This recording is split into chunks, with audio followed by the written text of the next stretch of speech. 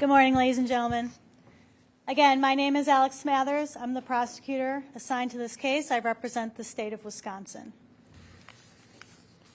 This case comes down to 33 seconds.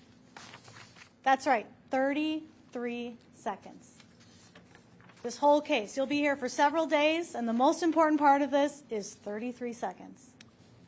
That's how long it took for the defendant, Mr. Brown, to decide that he was not going to go cooperatively with Kenosha County Sheriff's deputies when they attempted to take him into custody on behalf of the Chicago Police Department.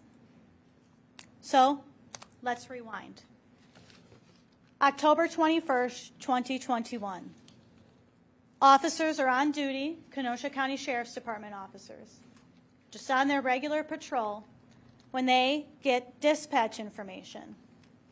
A detective from the Chicago Police Department called Kenosha to report that a suspect in 2 homicides down in Chicago had stolen a vehicle, and that vehicle was being tracked by OnStar to Benson Corners gas station, which, if you're not familiar with, is in Bristol, right on Highway 50, right off of Highway 45.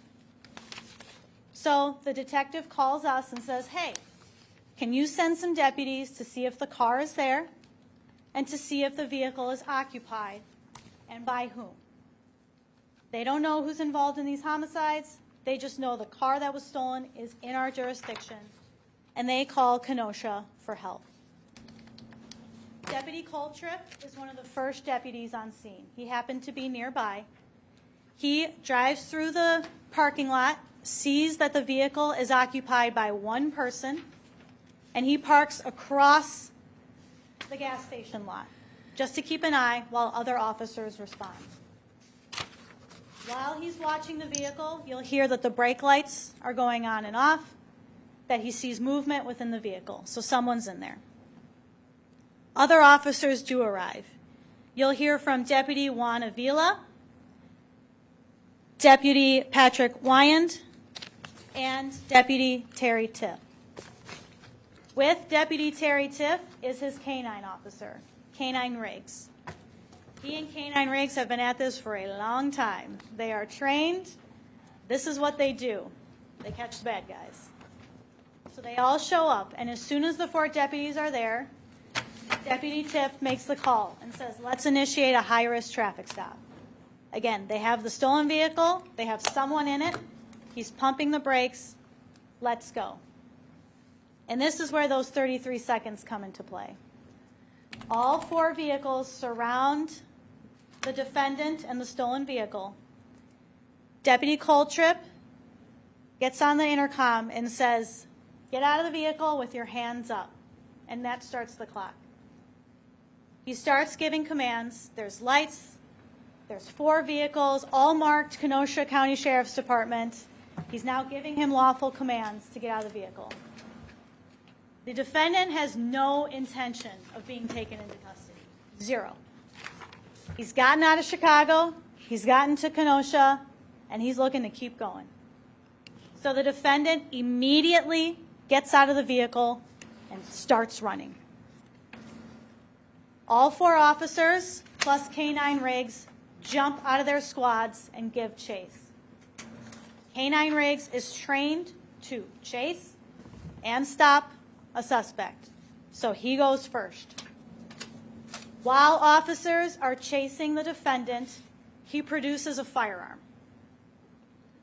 The defendant then looks back toward the 3 officers who are right behind him, Deputy Coltrip, Deputy Avila, Deputy Tiff, and he takes that gun and he goes like behind his back and shoots 1 round at law enforcement officers. He then keeps running, but doesn't get too far because Canine Riggs is on him. Canine Riggs jumps on the defendant and bites the defendant's left arm. You will see from multiple body cameras and surveillance video that the 2 of them then tumble into a grassy area just outside of the gas station. While on the ground, the defendant kind of gets up, takes the firearm, points it directly at Canine Riggs' head, and shoots. Shoots Canine Riggs right in the head. Canine Riggs tumbles away. The defendant also tumbles a bit, gets up with the gun again, and it's at this point that officers fire. You'll hear how Deputy Coltrip fired 9 rounds. Deputy Tift fired 5 rounds. They shot the defendant in the abdomen, lower abdomen, upper left thigh, and upper left arm. Last shot, from first command to last shot, 33 seconds. After being shot, the defendant lays down, face down on the ground, and doesn't move. Officers can't see the gun. He's still breathing and still moving, so they just hold him there with guns, giving him commands. He's still refusing to get up or cooperate. Other deputies rush on scene. You'll hear from Deputy David Gomez, Deputy Anthony Schmidt, and Deputy Alexander Hyatt. They all come on scene. They see that the gun is away from the defendant's hands, and they rush and take him into custody and immediately perform life-saving measures. Immediately begin treating the gunshot wounds. Paramedics are called. Supervision is called, and then they start worrying about the defendant and his life. While all this is going on, probably wondering what happened to Canine Riggs. After he tumbles, he runs directly into traffic. Luckily, you may remember this if you're from that area, Highway 50 was under pretty heavy construction in October of 21 and around there. So there weren't a lot of vehicles. He was not hit by a vehicle, but he runs into traffic. Deputy Tift gives chase, is able to catch him by his leash and pull him in. Tift notices immediately he has a gunshot wound to the head. But he's alert, he's walking, so Deputy Tift puts him in his squad car. Then he checks the suspect vehicle to make sure no one else is in there, and then immediately rushes Canine Riggs for medical attention to a veterinarian in Paddock Lake. Riggs is treated there and then transported down to Illinois to a trauma center. He's ultimately treated there. Canine Riggs is one of the luckiest dogs you will ever see. You will hear how the bullet entered the middle of his head, traveled along his skull through the muscle, and exited out behind his ear. So other than damage to the muscle area, Canine Riggs survived. Canine Riggs, you'll hear, is back on the road, back on duty, back serving the citizens of Kenosha County. But obviously, officers did not know that when he was shot and did not know that in the minutes afterwards. You will hear from the paramedics who arrived on scene and treated the defendant, how they located the gunshot wounds, treated him on scene, transported him to St. Catherine's or Frederick Hospital in Pleasant Prairie for treatment. And this is where the kind of second part of the trial begins. So the first part you'll hear from Kenosha County. The second part you'll hear from Racine County. Because when an officer is involved in a shooting, they don't investigate themselves. Another law enforcement agency comes in to investigate the officer-involved shooting, investigates the crime that took place. So they are a neutral, third-party law enforcement agency that investigates. So this is when you'll begin to hear from multiple investigators from the Racine County Sheriff's Department. The primary investigator is Susan Conley. She'll be sitting with me the whole trial. She was in charge, her along with Lieutenant Sheriff, telling people, you do this, you do that, let's get this. So they're kind of in charge with all the moving wheels. You'll hear from an investigator who took drone video. You'll hear from an investigator who took custody of the defendant's firearm. That firearm was not touched, you'll hear, by Kenosha County sheriffs. They know better. They're trained better. They left it there for the Racine deputies to take care of. You'll hear how it was a small caliber, a .32 caliber, very old weapon, I think from the 30s, around there, and how only 2 bullets got off because the firearm jammed. So that is why the defendant was unable to shoot any further bullets. You'll hear how the gun jammed, how they had to unjam it, and then they took that into custody. You'll hear from multiple individuals from the Wisconsin State Crime Lab who were called to the scene to do bullet counts. They'll show you where the bullets were located, both from the officers as well as from the defendant, and I should say casings. The bullet casings were located. You'll see photographs, aerial drone photographs. You'll hear from all these people who investigated the crime to make sure that everything was done according to the book. You'll also hear from Dr. Jennifer Herring. She's the vet who treated K9 Riggs.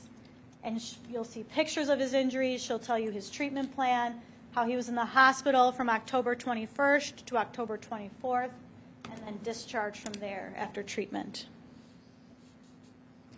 Finally, you'll hear about what happened on October 29th, so 8 days later. The defendant is still in custody at St. Catherine's Freighter in Pleasant Prairie, receiving treatment, but obviously still in custody for his charges. So he's being guarded by multiple deputies from the Racine County Sheriff's Department. You'll hear how they're about to discharge him from the hospital, that he's been there, he's had surgery, he's been treated for his gunshot wounds. You will hear how the defendant takes this opportunity to try one more time not to be held responsible for his actions, either in Chicago or in Kenosha, and he tries to escape.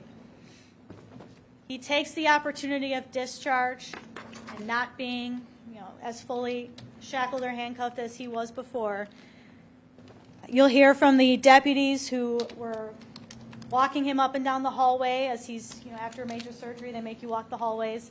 How as he's walked the hallways, he's looking at the exits, he's looking at the officers' firearms, trying to figure out what to do next.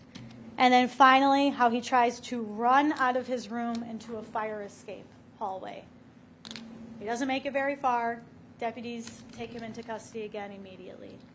But that's the last portion you'll hear. As I said before, you'll see body cameras, surveillance video. You'll hear from crime lab experts. At the end of all this, there will be no question in your mind of what the defendant did. That is the beauty of technology and body cameras. You will see it from 10 different angles, and there will be no question left in your mind that the defendant recklessly endangered the safety of Deputies Avila, Coltrip, and Tift when he fired a shot at them, that he caused injury and struck K9 Riggs, knowing full well he was a law enforcement dog, that he failed to comply with officers' attempt to take him into custody by trying to run and continuing to arm himself with a weapon, that he possessed that weapon and is an admitted felon, and that he operated this motor vehicle without consent as he carjacked it from Chicago, and there will be no doubt that he tried to escape. One last-ditch effort to not be held responsible. So at the end of all the testimony, ladies and gentlemen, I will ask that you find the defendant guilty of all 9 counts. Thank you. Thank you. Who's doing the defense's opening? It'll be me. Go ahead. Thank you.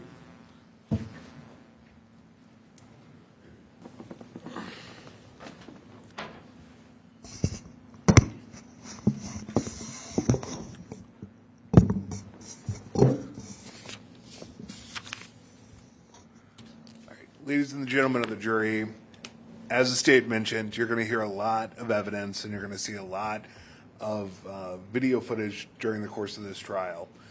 All I ask is that you keep an open mind, use your own eyes and ears to determine what happened in this case, and most importantly, I ask that you hold the state to their burden of proof to prove each element of each charge against Mr. Brown beyond a reasonable doubt. I'll be back after all the evidence has been presented, and I will ask that you return a verdict of not guilty. Thank you. Thank you. Right.